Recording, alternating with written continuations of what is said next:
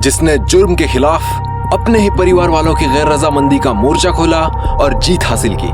और जो सच सामने आया वो सिर्फ इंसान को तो क्या, भगवान को भी शर्मिंदा कर सकता था।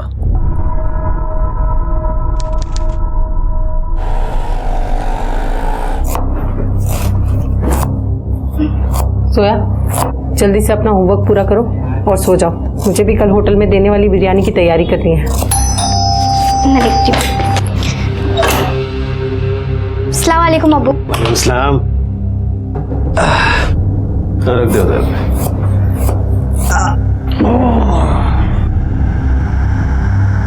वो मैं सोने जा रहा हूँ, मेरे को नींद आ रही है।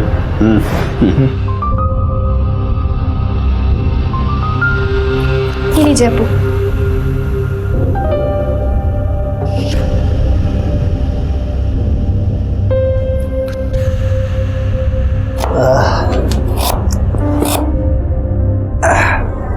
फातिमा, वो हमारे सर है ना महेश जी, कल उनको घर पे दावत में बुलाया है।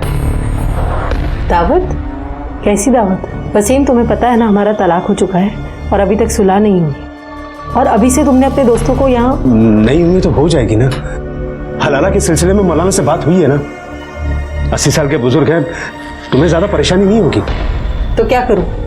इसके एवज में तुम्हारे दोस्तों को यहाँ दावत खिलाऊं? उसके लिए नहीं, हमारा बाकला बचा रहा है उसके लिए। तुम महेश जी के लिए मटन बिरयानी बना लो, दारू और चखने के लिए चिकन चिल्ली मैं बाहर से मंगवा लूंगा। तो दावत भारी क्यों नहीं दे देते? घर में बच्चे होंगे। दोपहर में बच्चे कहाँ होंगे? और अगर बाहर दावत दूंगा तो लुट जाऊंगा, इसलिए सोच रहा हूँ कि घर में सब सस्ते में निपट जाए। क्या बोलती हो?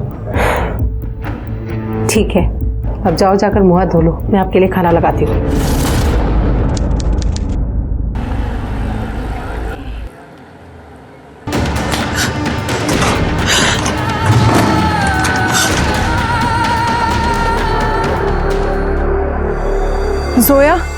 जोया, क्या हुआ बेटा? रो क्यों रही हो? अम्मी पिछले 2-3 घंटे से रोए जा रही है और मैंने पूछा तो कुछ बताती भी नहीं है। फातिमा, क्या हुआ? तुम क्यों रो रहे हो? फातिमा, क्या हुआ?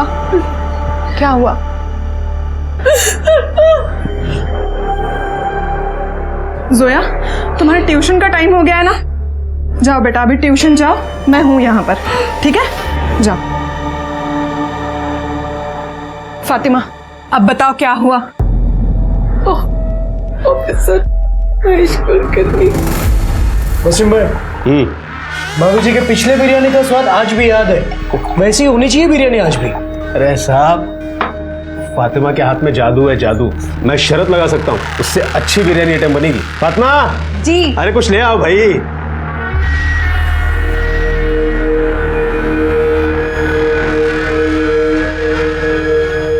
क्या वसीम भाई, सब सूखा सूखा ही खिलाओगे? कुछ चिकन मिकन मंगाओ। अरे मंगाया ना सब, बस अभी आ जाएगा थोड़ी देर में। आप शुरू कीजिए।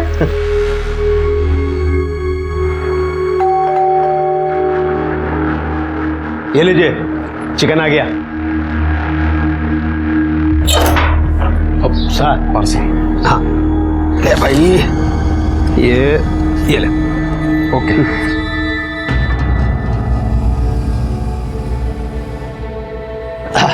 सब बस तैयार करके लेके आए।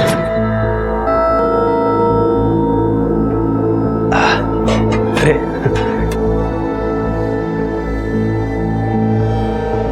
ये है ना, अरे खा लो चुपचाप, देख थोड़ी रहा कोई तरफ है। बस। अच्छा ठीक है, और लगेगा तो ले लेना। हा? ये लीजिए सर, ये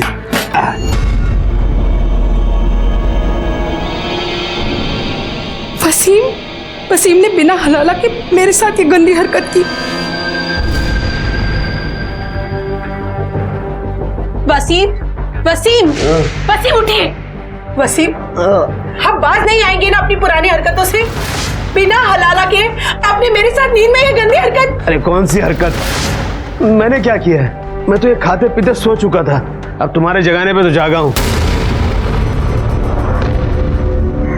मैंने नहीं किया तो फिर किसने मेरे साथ?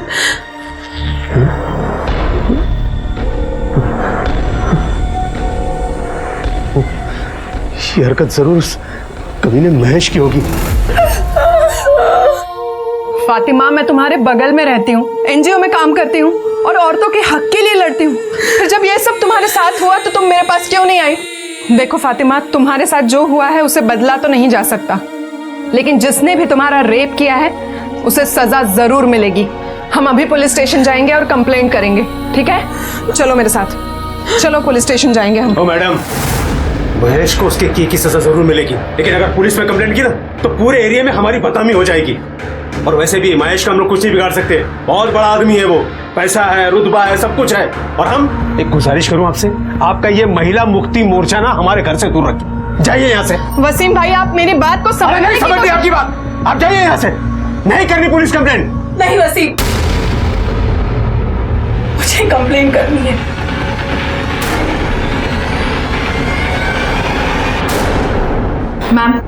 मैम ये फातिमा है, हमारे एरिया में ही रहती है, इसके साथ रेप हुआ है।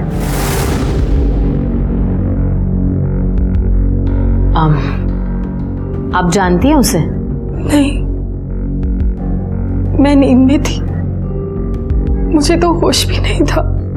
जब नींद से उठी तो सर भारी भारी लग रहा था। कब हुआ ये और कहाँ? आज दोपहर को मेरे घर पे मेरे शौहर ने एक ऑफिसर को दावत पे बुलाया था। महेश नाम है उनका, महेश कुलकर्णी। दोपहर का खाना खाया,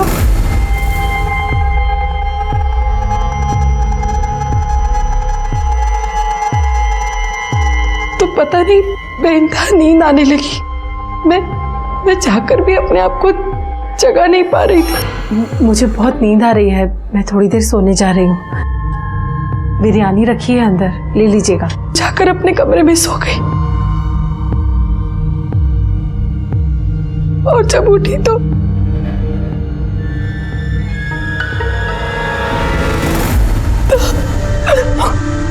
फातिमा संभालो अपने आप को। फातिमा, ये लो। आपने तो कहा आपके पति उस वक्त आपके साथ थे, तो फिर वो यहाँ कंप्लेंट लिखवाने क्यों नहीं आए? मैडम, हमारा तलाक हो चुका है और वैसे बदनामी के डर से वो कंप्लेंट लिखाने के हक में नहीं है। कमाल है, आपके पति से आपका तलाक हो चुका है, फिर भी उन्होंने एक ऑफिसर को आपके घर पर दावत के लिए बुलाया और आपने उनके लिए खाना भी बनाया। स्ट्रेंज। मैडम, दरअसल आजकल हम लोग साथ ही रहते हैं, तलाक हुआ है पर हलाला की बात चल रही है। वो मुझसे दोबारा निकाह करना चाहते हैं। तो हो सकता है आपके पति ने ही नींद में आपके साथ जबरदस्ती की हो। नहीं मैडम, वो तो खुद बेसुध बेहोश होकर सो रहे थे, मैंने खुद उन्हें उठाया। ये भी तो हो सकता है ना कि ये सब कुछ करने के बाद उसने नींद का नाटक किया हो। नहीं, वसीम ऐसा नहीं कर सकते। हलाला की बात निकाह से पहले ये सब करना गुनाह है। मुझे पूरा यकीन है महेश साहब ने मेरे साथ ये गलत हरकत की है।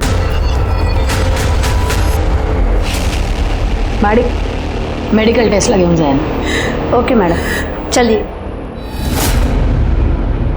साधारण सी फातिमा पति से तलाक के बावजूद घर परिवार में उलझी, अपने बच्चों की जिंदगी बेहतर बनाने में लगी हुई थी और हलाला की रस्म पूरी होने का इंतजार कर रही थी। और उसके ही पति का दोस्त खाने पर उसके घर आता है, लेकिन उसके जाने के बाद जो हलचल, जो बवंडर फातिमा की जिंदगी में आया, उसने फातिमा के आत्मविश्वास और आत्मसम्मान को तार तार कर दिया। और बावजूद इसके वो मजबूती से खड़े रहने की कोशिश कर रही थी। फातिमा के साथ बलात्कार हुआ था, ये साबित हुआ, लेकिन बलात्कार करने वाला कौन था इसका जवाब नहीं था। क्या वो महेश था या फिर फातिमा का तलाकशुदा पति वसीम? क्या सच वाकई इतना सही था या फिर इस सच की कोई और डरावनी तस्वीर भी थी?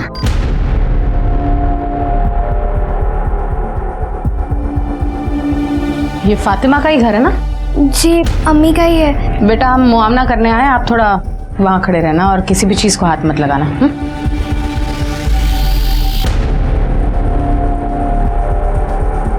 ठीक तरह से घर चेक करना।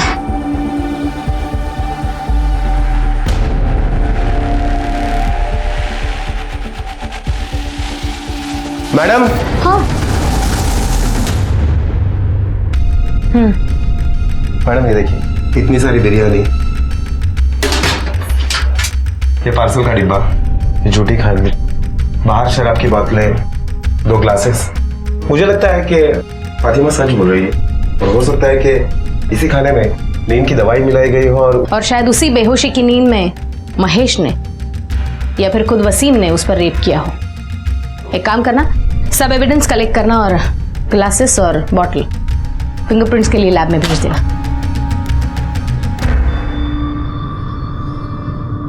अब्बू नहीं ठीक है, कुछ नहीं। आप फातिमा के पति वसीम हो? हाँ। तो अब तक कहाँ थे? वो अबू को मैं डॉक्टर के यहाँ लेके गया था। इनके पेट में बहुत दर्द हो रहा है और उल्टियाँ बार बार हो रही हैं। डॉक्टर ने बोला है कि फूड पॉइजनिंग हुआ है। अच्छा, बताइए आपके साथ और कौन कौन था यहाँ जिसने ये खाना खाया और शराब पी? वो ऑफिसर है ना महेश, वो थे। दरअसल हमारे पापा जी का ठेला लगता है हमारा, वहाँ हफ्ता वसूली करता है वो। अब ठेला बचाने के लिए ऐसे ही छोटी मोटी दावतें करनी पड़ती हैं उनके लिए, और होटल में ले जाके नहीं खिला सकते, बहुत पैसा लगेगा, इसलिए एक घर में ही कम में कर लेते हैं। अगर मुझे पहले पता होता कि वो फातिमा के साथ ऐसा कुछ करेगा ना। आपको कैसे पता उसने ऐसा किया? आप भी तो हो सकते हैं। देखिए, मानता हूँ कि फातिमा के साथ मेरा तलाक हो गया है, लेकिन वो मेरी बीवी है, और अगर मैंने किया होता तो मेरे खिलाफ कंप्लेन करती ना। पता चलेगा किसने क्या किया और क्या नहीं। पाटिल,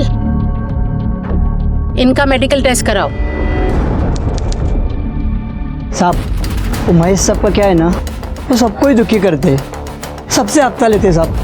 पर साहब वसीम भाई भी इतने शाने हैं ना, महेश साहब को 1 रुपया नहीं देते थे, पूरा पैसा दारू में उड़ाते थे। पर महेश भी कम चिंती नहीं था साहब, वो बराबर वसीम के पीछे लगा हुआ था। वसीम को स्टॉल बेचना नहीं था साहब, और वो महेश को पैसा भी नहीं दे पा रहा था। पता नहीं वसीम क्या सोच के बैठा था। मैडम, फातिमा और वसीम इन दोनों की मेडिकल रिपोर्ट आ गई है, और इस रिपोर्ट के मुताबिक फातिमा के बॉडी में जो सीमेंट पाए गए हैं वो वसीम के सीमेंट से मैच नहीं हो रहे हैं। मतलब वसीम और फातिमा के शारीरिक संबंध नहीं हुए? हाँ मैडम, और स्टार्टर में जो इन दोनों ने चिकन चिली खाई थी उसमें नींद की दवाई मिलाई गई थी। दोनों की ब्लड रिपोर्ट में उसके ट्रेसेस पाए गए हैं। जादव, वसीम को पैसों की जरूरत थी, कहीं ऐसा तो नहीं कि पैसों के लिए या फिर महेश का हिसाब चुकता करने के लिए वसीम ने ही अपनी बीवी फातिमा का सौदा किया हो, या फिर महेश की नीयत बिगड़ गई।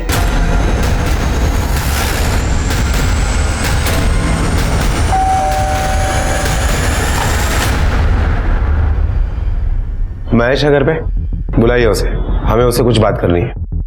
सर, महेश तो कल से घर नहीं आए और उनका फोन भी स्विच ऑफ है। आप? मैं उनकी पत्नी। अच्छा, वो कल से गायब है, लेकिन आपने मिसिंग कंप्लेंट नहीं करवाई? हाँ, इसी एरिया के पुलिस स्टेशन में करवाई थी, और मैं लेके आती हूँ, आप अंदर आइए ना। ये मिसिंग कंप्लेंट की कॉपी।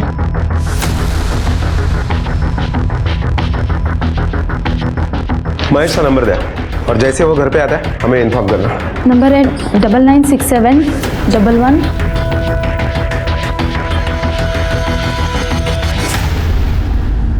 महेश का नंबर ट्रेस करो और चेक करो उसकी लास्ट लोकेशन क्या थी। और वसीम ने चिकन चिली कहाँ से ऑर्डर किया था? साजिद के होटल से।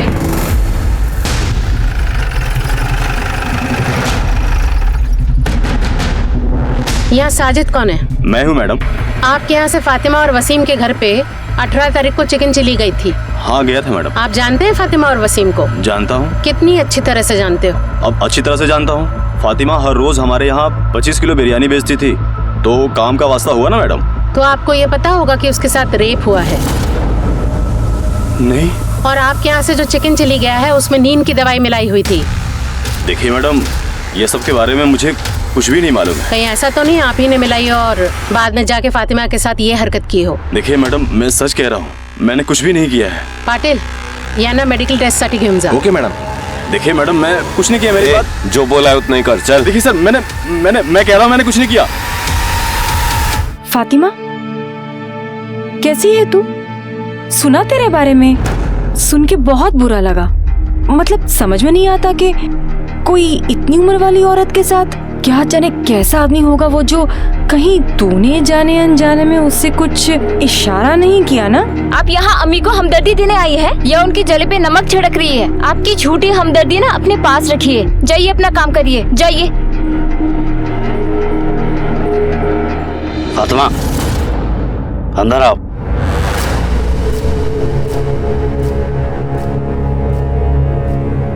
सुन लिया? मिल गया सुकून? अरे ये तो सिर्फ एक औरत थी, बाहर मोहल्ले में निकलोगी ना तो हर तरफ यही बातें हो रही हैं। अरे मैं कह रहा हूँ तुमसे कंप्लेंट वापस ले लो। उस महेश से ना तो अपनी तरफ से निपट लूंगा मैं। वसीम, बात तरीके की या बदला लेने की नहीं है, बात इंसाफ की है और उसके लिए कंप्लेन करना जरूरी था। इंसाफ क्या इतनी आसानी से मिल जाएगा तुम्हें? रोज पुलिस स्टेशन के चक्कर, कोर्ट कचहरी के चक्कर काटने पड़ेंगे ना, तब पता चलेगा तुम्हें। मैं कह रहा हूँ कंप्लेंट वापस ले लो। नहीं वसीम, मैं कंप्लेंट वापस नहीं लूंगी। फातिमा जी, आप साजिद के रेस्टोरेंट के लिए बिरयानी सप्लाई करती हैं ना? जी। ये साजिद कैसा आदमी है? मतलब आपके साथ जो हुआ है वो कर सकता है? जी। देखिए, उस दिन आपके घर से जो चिकन चिली हमने बरामद की उसमें नींद की गोलियां मिलाई गई थी। आपको क्या लगता है कि ये हरकत साजिद कर सकता है? साहब, उसके पास मेरा बहुत पैसा बकाया है। जब मैंने पैसे मांगे तो उसने कहा कि तुम्हारे शौहर का उधार कौन चुकाएगा, इसलिए सारे पैसे कट गए। इस बात पे मेरा उसके साथ बहुत झगड़ा हुआ था और फिर एक दिन उसने मेरे साथ बदतमीजी करने की कोशिश की। मैम मुझे दे दीजिए, मैं लूं। ए मोइन, तू जा पार्सल लेके, मैं देख लेता हूँ। तू जा।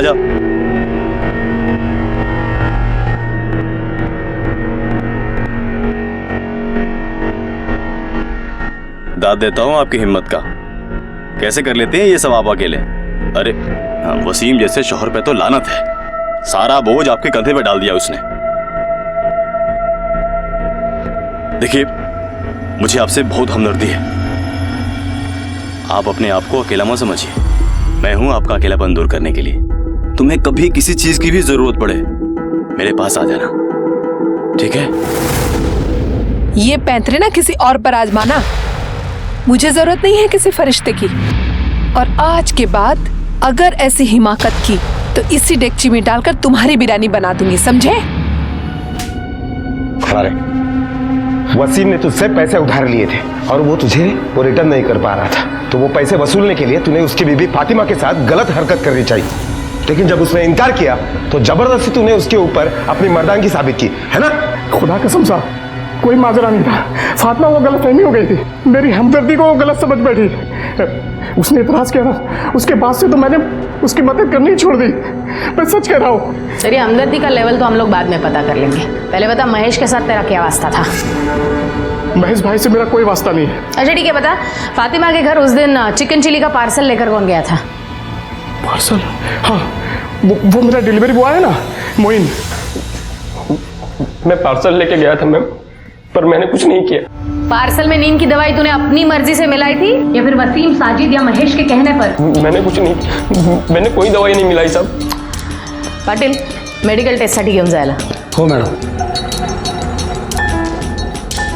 जादव, महेश का हाथ लगना बहुत जरूरी है. शायद वही बता सकता है कि खाने में नींद की दवाई किसने मिलाई. मैडम, जब हमने वसीम के स्टॉल के आसपास के लोगों से पूछताछ की तो पता चला है कि वसीम महेश के पैसे नहीं लौटा पा रहा था, इसलिए महेश ने उसे एक ऑप्शन दिया था कि वो अपने सारे स्टॉल महेश के नाम पे कर दे. हो सकता है कि इस सिचुएशन में महेश और वसीम इन दोनों ने ही मिलकर ये प्लानिंग की हो सकता है. शायद महेश और वसीम में से किसी एक ने नींद की दवाई खरीदी हो. पता करना आसपास के एरिया में जितने भी मेडिकल स्टोर्स हैं उसमें से पिछले 4-5 दिनों में किस किस ने नींद की दवाई खरीदी है. Okay madam. हाँ बोल. ओके मैडम, महेश का मोबाइल का लोकेशन डोंगरी चाल के आसपास एक्टिवेट हुआ है, तो उठा लो उसे.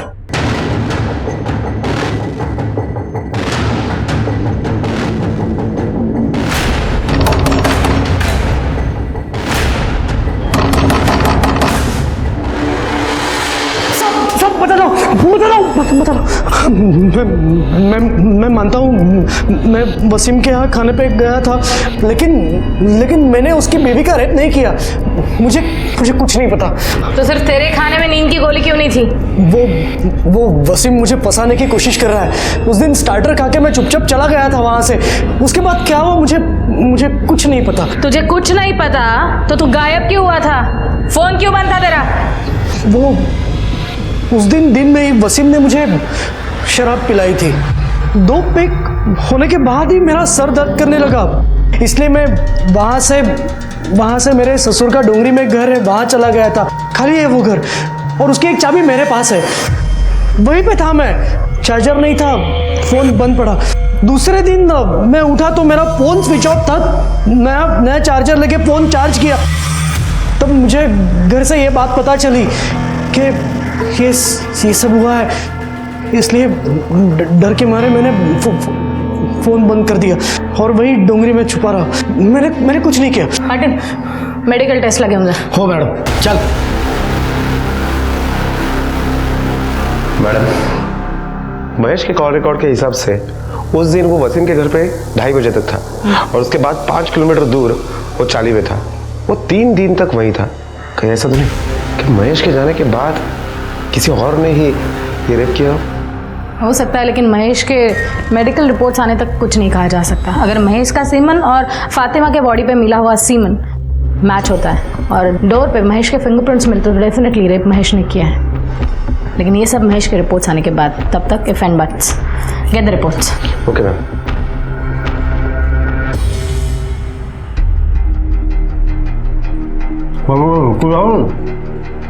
नहीं ठीक भाभी, मैं अंदाजा लगा सकता हूँ कि आपकी क्या हालत है, पर वही तो हमेशा मुंह लटका के बैठे रहे। इसकी वजह आप हैं भाईजान। ना तो आप महेश को घर पे बुलाते, ना ये हादसा होता। उसको बुलाने की वजह तुम जानते हो ना सलीम। अरे जान खा के रखा था उसने मेरी। सोचा एक बार में बुला के सारा मामला रफा दफा कर देता। और वैसे भी मैं इसे छोड़ तो नहीं रहा हूं ना, पर ये कंप्लेंट करके ना। ठीक किया इन्होंने, बिल्कुल सही किया। तो भाभी आपको घबराने की कोई जरूरत नहीं है। हम महेश को सजा दिलवा के रहेंगे। उससे क्या होगा? इसकी इज्जत वापस आ जाएगी। भाईजान, आप जरा सोच समझ के बोला कीजिए। आपको भाभी का सहारा बनना चाहिए और आप उल्टा उन्हीं के खिलाफ हैं। भाभी, हम ये केस ऊपर तक लड़ेंगे। महेश होगा बड़ा आदमी, पर ये आपका हक है, आपको इंसाफ मिलेगा। ठीक है, तुम लोगों को जो करने का ना वो करो, लेकिन ये महेश मेरे को नजर आ गया ना, वहीं के वहीं मार डालूंगा, उसके जान ले लूंगा उसके। भाईजान, हमें लड़ाई कानूनी तरीके से लड़नी चाहिए, आपकी तरह नहीं। मैडम, फिंगरप्रिंट्स की रिपोर्ट आ गई है। रिपोर्ट के मुताबिक वसीम के घर पे शराब के जो ग्लासेस पाए गए हैं उसके ऊपर के फिंगरप्रिंट्स, बेडरूम के दरवाजे के ऊपर के फिंगरप्रिंट्स महेश के फिंगरप्रिंट से मैच हो रहे हैं। लेकिन ताज्जुब की बात तो यह है कि फातिमा के बॉडी में जो सीमन पाया गया है उससे महेश का सीमन मैच नहीं होता है। मतलब महेश बेडरूम तक तो गया था, लेकिन उसने फातिमा का रेप नहीं किया। साजिद और मोइन के मेडिकल रिपोर्ट्स आए? हाँ मैडम, इन दोनों के भी सीमन फातिमा के बॉडी में जो सीमन पाया गया उससे मैच नहीं हो रहा है। साजिद नहीं, मोइन नहीं, महेश नहीं, तो फिर और कौन? मला वाटतं आपण काहीतरी मिस करतोय। फातिमा और वसीम की बैकग्राउंड फिर से चेक करना, छोटी से छोटी डिटेल निकालना, क्विक। 18 तारीख की दोपहर को वसीम के घर पे किसी को आते जाते देखा है? नहीं साहब। ये वसीम आदमी कैसा है? आदमी क्या साहब, बवाल है बवाल। 1 नंबर का दारूबाज और जुआर आदमी है साहब। पता नहीं कितने लोगों का कर्जा सर पे लेके घूमता है। मुझे तो लगता है साहब कि उसने खुद ही अपनी बीबी का सौदा किसी के साथ किया हो। वसीम ऐसे कर सकता है? साहब, जुए की लत आदमी से कुछ भी करवा सकती है। कल मैं 1 मिनट के लिए बाहर आई थी, तब मैंने देखा था खाने का पार्सल लेके एक आदमी दरवाजे पे खड़ा था। वसीम के पास पैसे तो नहीं होते थे, फिर वो जुआ कैसे खेलता था? साहब, उसका भाई सलीम है ना, वो उसे पैसे देता है। वसीम जितना नालायक है ना, उतना उसका भाई सलीम सलीकेदार है।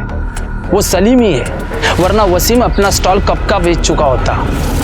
तुम्हें क्या लगता है कि जुए की लत के लिए वसीम अपनी बीवी का सौदा कर सकता है? नहीं साहब, मेरा भाई दारूबाज हो, जुआरी हो, जो भी हो, लेकिन वैसी गिरी हुई हरकत कभी नहीं कर सकता। इतने दिन हो गए, लेकिन पुलिस मुजरिम को नहीं पकड़ पाए।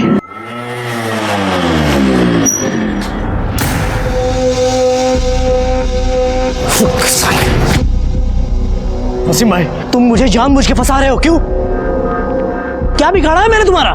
मेरी बीवी के साथ जबरदस्ती किया तूने? मैंने कुछ नहीं किया है, बल्कि तुम्हारे इस झूठी केस की वजह से मेरी नौकरी चली गई है। देखो, अच्छे से बोल रहा हूँ, ये केस वापस लो, मैं तो अच्छा नहीं होगा। तुम्हें जो करना है कर लो, पर ये केस मैं हरगिज वापस नहीं लूंगी। हाँ। आज बहुत प्यार आ रहा है बीवी पे, बीवी की साइड ले रहे हो? उस रात ये प्यार हाँ? बोलना नहीं समझ में आना। अगर पुलिस केस नहीं होता ना तो ये मार डालता तेरे को। चल निकल, चल जा, चलो तुम चलो। उस रात क्या चल जा, निकल यहाँ से। हाँ, उस रात क्या होगा?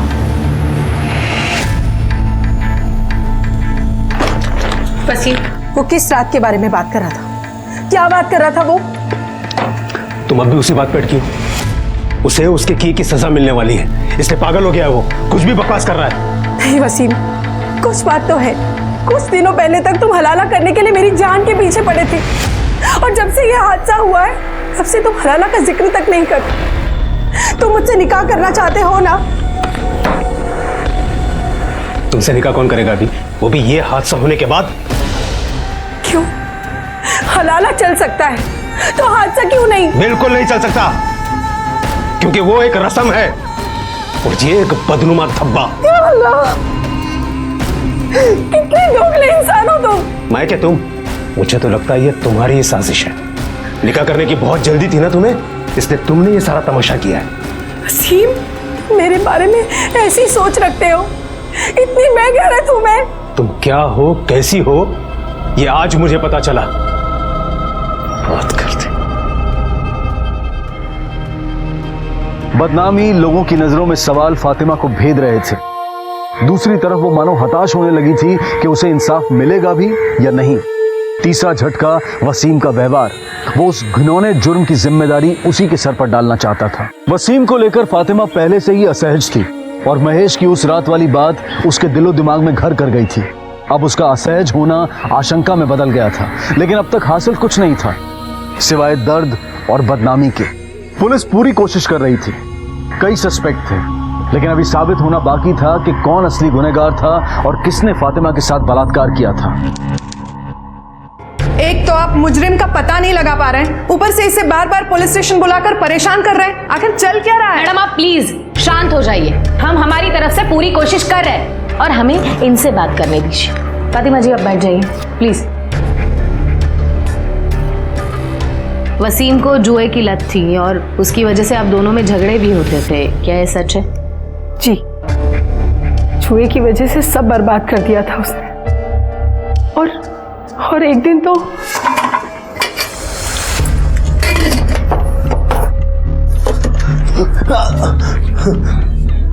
ये क्या कर रहे हैं आप? ये पैसे मैंने जोया और इमरान की पढ़ाई के लिए जमा किए, ना कि आपका जुआ खेलने के लिए। दीजिए मुझे, दीजिए, हट दीजिए मुझे पैसे, दीजिए। अरे हट, अरे हट, रुकिए, पैसे दीजिए मुझे। छोड़ बोला ना, दीजिए, पैसे दीजिए। मैं मर के पैसे जमा कर रही हूँ और आप निकलिए मेरे घर से, निकलिए। ये तहजीब सलीका सब भूल गई है क्या? नहीं जाऊंगा इधर से। ज्यादा बकवास की ना तो उठा के। भाईजान, क्या कर रहे हैं आप? चलिए यहाँ से। अरे आप आइए मेरे साथ, छोड़िए, चलिए। इमरान, उनके साथ मत जा, वो तेरी जिंदगी भी अपनी तरह बर्बाद कर देंगे। इमरान, मेरी बात सुन इमरान। और उसके बाद वसीम ने मुझे तलाक दे दिया। तो वो घर वापस कैसे आया? वो फौरन वापस नहीं आया था। जब उसे पैसे की किल्लत होने लगी तब उसे मेरी याद आई। औलाद का वास्ता देकर मजबूर किया, मिन्नती की, माफी मांगी, साथ रहने की जिद करने लगा, पर मैं उस पर भी राजी नहीं हुई। और एक दिन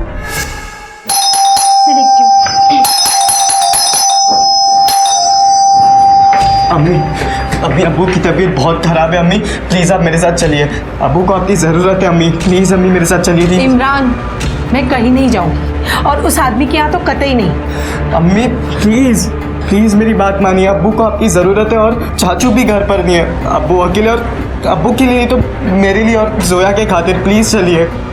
हाँ अम्मी चलते हैं ना, मुझे भी अब्बू की बहुत फिक्र हो रही है, क्या मालूम किस हालत में होंगे। चलिए ना अम्मी। अम्मी अम्मी अब्बू अब्बू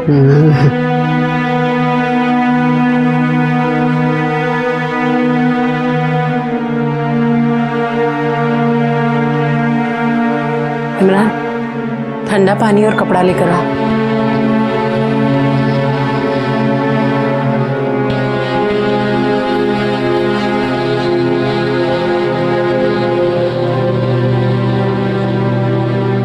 फातिमा, मैंने तुम्हारे साथ क्या क्या नहीं किया, और तुमने फिर भी मेरा साथ दिया। मैं अपने किए पे शर्मिंदा हूँ फातिमा, मुझे माफ कर दो। वसीम, अब कुछ नहीं हो सकता। हो सकता है फातिमा। मैं वादा करता हूँ मैं सुधर जाऊंगा। मैं जुआ नहीं खेलूंगा, मैं शराब भी नहीं पीऊंगा। बस एक मौका दे दो मुझे। मैं जानती थी उनकी जुआ खेलने की लत कभी नहीं जाएगी, वो कभी नहीं सुधरेंगे, इसीलिए मैं उनसे सुलह नहीं कर रही थी। पर एक दिन मुझे महसूस हुआ कि मुझे शौहर की ज़रूरत हो ना हो, जोया को बाप की ज़रूरत है। उसके बाद मैंने फैसला किया कि मैं अपने लिए नहीं पर अपनी औलाद के लिए वसीम को एक मौका ज़रूर दूंगी। इसीलिए पिछले 6 महीने से हम साथ रह रहे हैं, और वसीम में तब्दीली आई भी।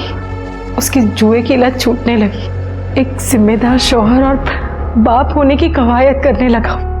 पर फिर एक दिन ये मनहूस दिन आ गया जिस दिन मेरे साथ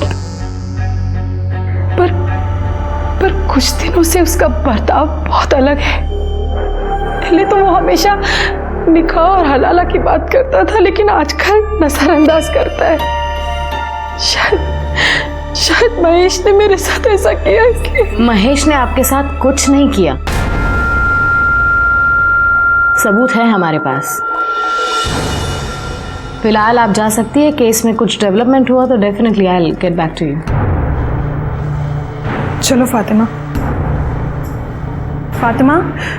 चलो।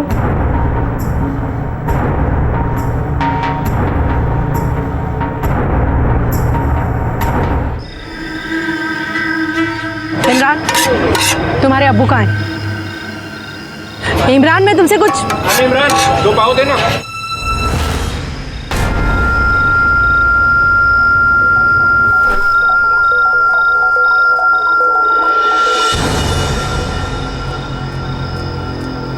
वसीम, पुलिस ने मुझे बताया कि महेश बेकसूर है, उसने कुछ नहीं किया, असली मुजरिम कोई और है।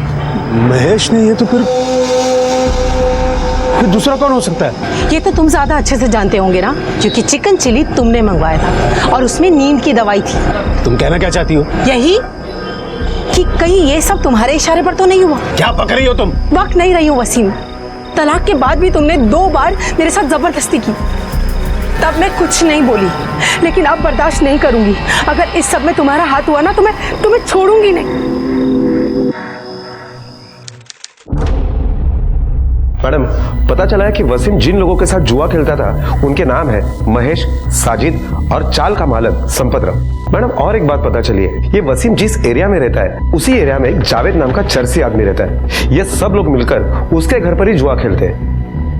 मैडम, मोहिना और साजिद के मोबाइल लोकेशन आ गए। उसके मुताबिक मोहिन का मोबाइल लोकेशन 4 मिनट के लिए वसीम के घर पे एक्टिवेट था, उसके बाद पूरा दिन होटल में था। अच्छा, मतलब वो वहाँ पर रुका नहीं? नहीं मैडम। और साजिद?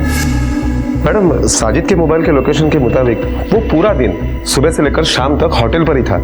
वो तो वसीम के घर के आसपास भी नहीं गया। हो सकता है ये उन दोनों के प्लानिंग का हिस्सा हो, लेकिन सबसे पहले हमें जावेद की खबर लेनी पड़ेगी। तो ही जावेद है ना रे? जी सब। तेरे यहाँ पे जुआ खेलते थे ना?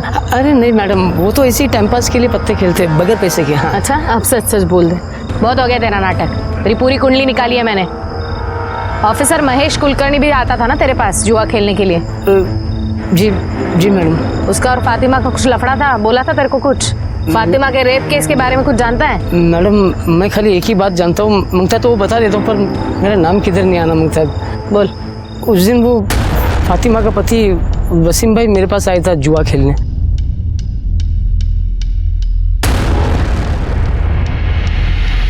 सलीम?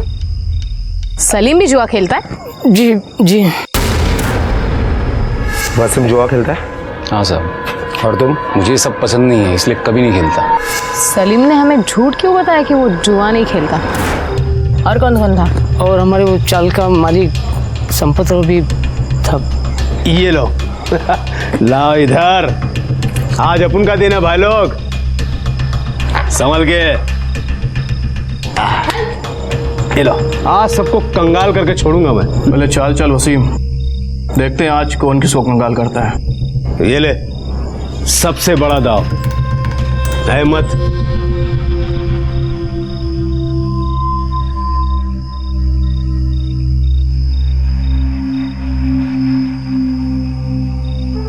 ये मेरा। क्या हुआ वसीम भाई, आज आपका दिन बहुत जल्दी खत्म हुआ? अभी नहीं, आखिरी दाव तो खेलूंगा। अबे दाव पे लगाने के लिए बचा ही क्या है जो तू खेलेगा?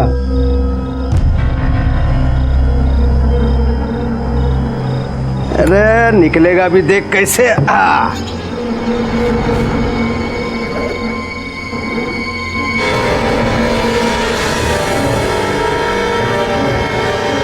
वो उस दिन वसीम भाई तैश में आकर फातिमा भाभी को दाव पे लगा दिया। अरे भाईजान आप ये क्या कर रहे हैं? ये भाभी का फोन। अरे चुप कर सलीम, अगर मैं जीता तो सारा माल मेरा, और अगर तुम में से कोई भी जीता तो मेरी बीवी के साथ एक रात। कौन जीता था? वो हमारे चाल का मालिक संपत राव।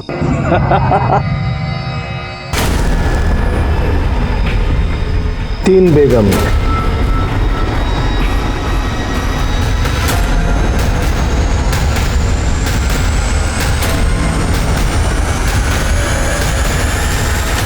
कब की बात है? ये कोई तकरीबन 6 महीना पहले। ठीक है, तू जा, कुछ लगा तो वापस बुला लेंगे। जी जी। मैडम 6 महीने पहले तो ये वसीम और फातिमा साथ में भी नहीं रहते थे, और उसके बावजूद भी वसीम ने फातिमा को दाव पे लगा दिया। एक काम करो, संपत राव को बुला लो। वसीम ने जुए में फातिमा को दाव पर लगाया था और वो बाजी तू जीता था। बोल इसके बाद क्या हुआ? बक। मैंने और वसीम ने एक प्लान बनाया था। बोल, कब आऊं फातिमा के साथ रात गुजारने? संपत भाव, थोड़ा टाइम लगेगा। तो क्या है ना, पहले फातिमा का भरोसा जीतना पड़ेगा मुझे, वरना तुम्हें तो क्या, मुझे भी घुसने नहीं देगी वो। तो मजाक समझ कर रखा है? हाँ, मजाक समझ कर रखा है? नहीं मैडम, मतलब हमने दारू पी और दारू पी के ये सब किया। ये बलात्कार का प्लान बनाया? बलात्कार का कब बनाया? कैसे बनाया? और कितना बेवकूफ बनाएगा तू? 6 महीने हो गए जुए में जीते, घर कब बुलाएगा? एक काम कर, कल दोपहर को आ जा। पक्का? फातिमा कोई नाटक तो नहीं करेगी ना? तो मेडिकल वाला, वो मेरा दोस्त है, उससे दवा लेके साजिद की दुकान पे भेज दूंगा। वो चिकन चिल्ली में मिला के घर भेज देगा, मैं उसको खिला। उसके बाद अगले दिन मैं वसीम के उधर गया था, लेकिन घर के अंदर नहीं गया। क्यों नहीं गया? क्योंकि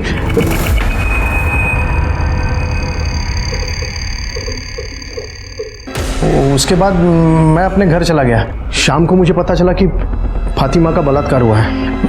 मैं डर गया, मुझे लगा मैं बेकार में फंस जाऊंगा। घबरा मत, रेप केस में तू अंदर नहीं भी गया तो औरत का सौदा करने के वाहियात हरकत के जुर्म में जरूर जाएगा। पटेल घेऊन जायला आणि याची मेडिकल टेस्ट पण करा। हो मैडम गलती हो गई मैडम। अब अंदर जाके पछता ना, चल चल। उसके कॉल रिकॉर्ड्स, मोबाइल लोकेशन सब निकालो, तो वो सलीम को उठाओ।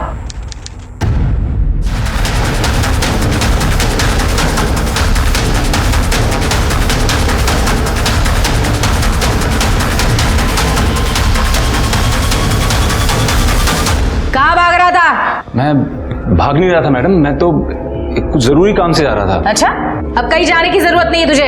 तेरे खिलाफ सबूत है हमारे पास। संपत राव ने सब बता दिया है। उस दिन दोपहर को तू फातिमा के घर पर गया था और 5 मिनट से ज्यादा टाइम रुका था। एक बार तेरे रिपोर्ट सारे दे, फिर दूध का दूध पानी का पानी हो जाएगा। कहीं जाने की जरूरत नहीं पड़ेगी, सीधा अंदर बोल। सीधे से बताएगा कि फटके दो। बता रहा हूँ मैडम, मैं सब बताता हूँ। बोल। सब बताता हूँ। फातिमा के साथ मैंने बलात्कार किया था, पर मैडम मेरी नीयत खराब नहीं थी। मैं फातिमा से बहुत मोहब्बत करता था, पर वो वसीम की बीवी बन गई। वसीम भाई तो उसके काबिल कभी था ही नहीं। प्लानिंग कब किया था रेप का? वो जब मैंने संपत राव और वसीम भाई की बात सुनी थी। क्या रे वसीम, और कितना बेवकूफ बनाएगा तू? हाँ, 6 महीने हो गए जुए में जीते, घर कब बुलाएगा? एक काम कर, तू कल दोपहर को आ जा।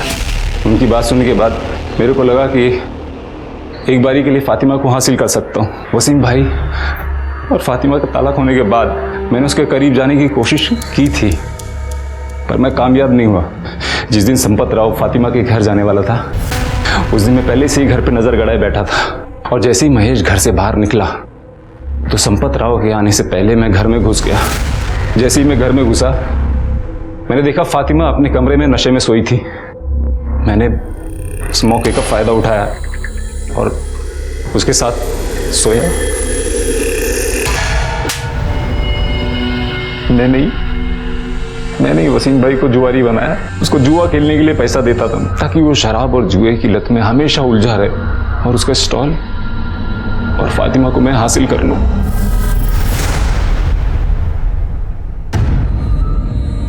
फातिमा, आपके साथ जो कुछ हुआ उसकी प्लानिंग आपके पति ने और संपत राव ने मिलकर की। आपके पति जुए में संपत राव से आपको एक रात के लिए हारे थे।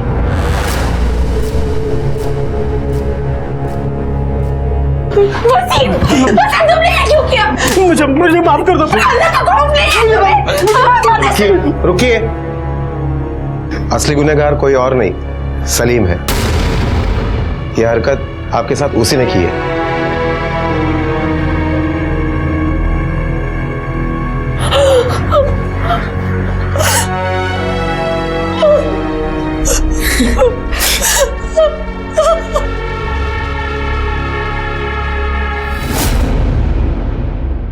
सलीम ने अपनी बुरी मंशा को मोहब्बत का नाम दिया। वो मोहब्बत जो सिर्फ शारीरिक संबंध बनाने के ख्वाब सजाती थी। उसने फातिमा को इंसान नहीं समझा, बल्कि सिर्फ दिल खुश करने और अपनी नीच ख्वाहिश को पूरा करने की एक वस्तु मान लिया था। वसीम इससे भी कई दर्जे नीचे था, जिसके लिए फातिमा सिर्फ एक मुनाफे की चीज थी। इनके अलावा संपत राव, साजिद, महेश, ये सब समाज के वही किरदार हैं जिन्हें औरत सिर्फ शरीर का सुख भोगने की एक चीज लगती है। फातिमा इनसे लड़ी, लोगों के तानों के बावजूद डट कर खड़ी रही और इंसाफ का अपना हक लेकर रही। बेशक कड़े कानूनों की जरूरत है, लेकिन उसके साथ साथ समाज में औरत के प्रति पुरुष की मानसिकता बदलने की भी उतनी ही जरूरत है। इसी विचार के साथ अब मैं अनूप सोनी आपसे विदा लेता हूं। फिर मुलाकात होगी अगले एपिसोड में एक और चौंका देने वाले केस के साथ। तब तक अपना और अपने परिवार का ख्याल रखें और देखते रहें क्राइम पेट्रोल सिटी क्राइम्स। सबक एक को सीख हम सबको। जय हिंद। इस तरह के और भी एपिसोड देखने के लिए हमारे चैनल को सब्सक्राइब करें और बेल आइकन दबाना ना भूलें।